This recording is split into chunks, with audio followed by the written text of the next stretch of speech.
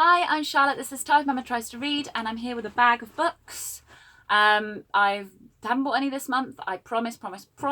This is all last month and the month before. And actually, this is not all that I bought. There's more in the house. Don't add up on a calculator as we go. It will shame me. I just wanted to share them with you really quickly. I try not to do as many book hauls, but they're fun. So I just thought, stop beating yourself up. Just film it. So the first one I've got is The Element of Water by Stevie Davies, and this is published by Parthian. This is in their Library of Wales series. So I'm guessing this is a republication of something. Yeah, first published in 2001. Library of Wales tend to sort of bring something back that's gone out of print. This is a dual narrative. One is 1958, and then we seem to be going back in time, 1945. And it's about two people, Isolde and Michael, meeting on the shores of a German lake, the choices they have made and the stories that they have told that will change their lives again. So, yeah, one story is Isolde coming to Germany, and she's grown up in Wales, and then she comes to Germany, and then I think she's going to meet Michael. And then the other story is Michael at the end of World War II, and what's going to happen between them. So I think it's a love story. I love this cover. The image is Tree and Estuary 3 by Catherine Legris. I just think it's really nice.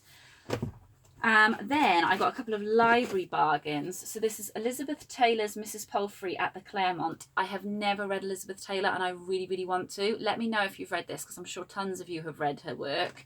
Is this a good one? I don't know. This is about Mrs. Palfrey who, having grown older, she checks herself into a hotel, which is apparently what a lot of people used to do, and decides to spend her remaining days in this hotel. And these are all the people she meets and the friendships she forms. She forms a friendship with a young, handsome writer, Ludo. So that's good. That was like 25p. Then I got Twan Eng's The Garden of Evening Mists. And I was hoping that this would tie in with the Asian Readathon, but I just didn't get there. So this has been around for a while. It was shortlisted for the Man Booker and winner of the Man Asian Literary Prize in 2012. Again, let me know if you guys have read this, because I'm sure there's tons of you out there that have. This was a naughty supermarket buy, of which I said I would not partake. This is The Beekeeper of Aleppo by Christy Lefteri. This is an interesting one because Christy Lefteri, she's the daughter of Cypriot refugees, and she spent time working as a volunteer for UNICEF, but she's not from Aleppo, and I wonder if that throws into question the kind of own voices stuff that we're talking about. But she has experience of there from being a volunteer. So as far as I know, this is Nuri is a beekeeper and his wife Afra is an artist, and because of what's happening in Aleppo, they are having to abandon their house and the bees that they kept there and come to Britain. So I think it's a real, I think it's a tragedy, but I don't know if there's hope at the end. I don't know.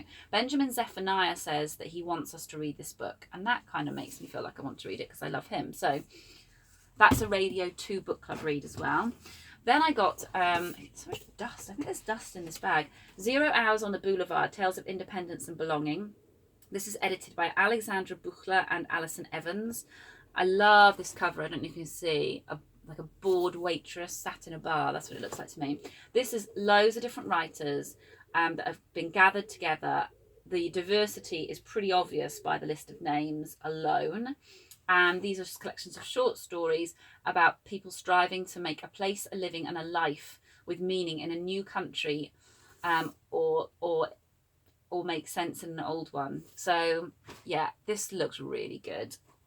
Just the list of writers in here makes me happy. Then this is one that I really am excited to read, and actually this was on, I think I might read this next. This is The Library Book by Susan Orlean. I've never read her book The Orchid Thief, but I know of it. And this is a book that I paid full price for, £20, went into an independent bookshop locally and I saw it and I had to have it, and I felt really good about it. I've paid £20 for this now, so I feel more, I don't know, I feel a bigger sense of ownership for it in a weird kind of way. So this is sticking with my new policy of trying to think about my purchases.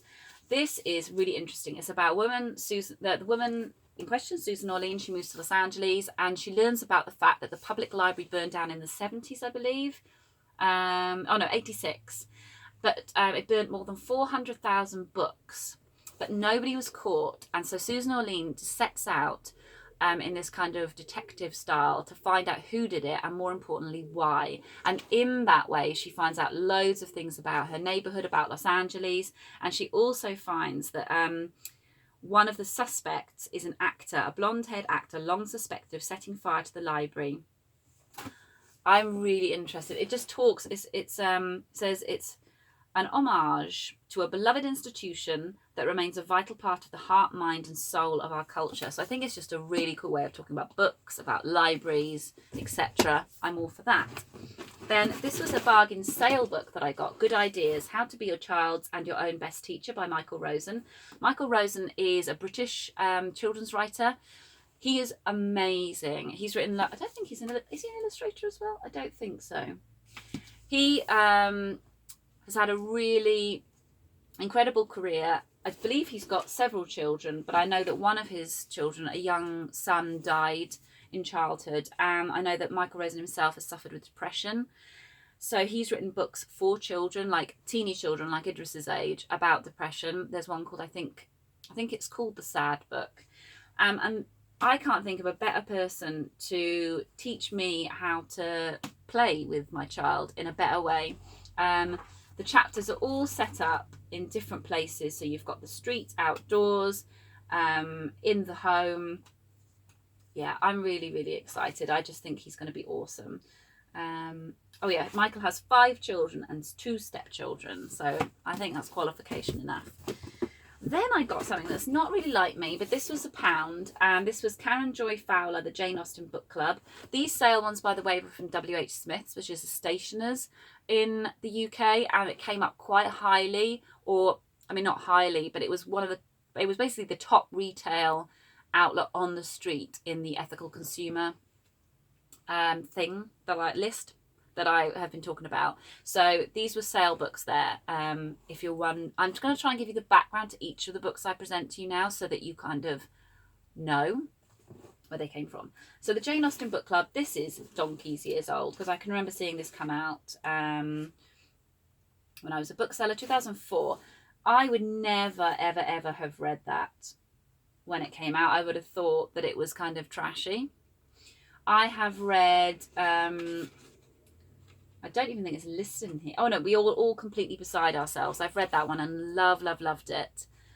So I actually want to read this one. And this is about 6 people who meet once a month to discuss Jane Austen's novel. But then I think you go into the lives of these people over a course of 6 months as they're meeting to talk about Jane Austen. This is the kind of thing maybe I should have read as well when I was feeling a little bit down. I feel like it might be harmless as much as a book can be. And then I've got a bargain book, Elena Ferrante's Frantumaglia. I mean, that is an Italian word, I'm guessing, and I have literally no idea how to say it. I've read all 4 of the Neapolitan saga and love them. It was before my booktube days, so I've not done any videos on them, but wow, I loved them. They were probably the few books that I actually read during my couple of years where I just couldn't read.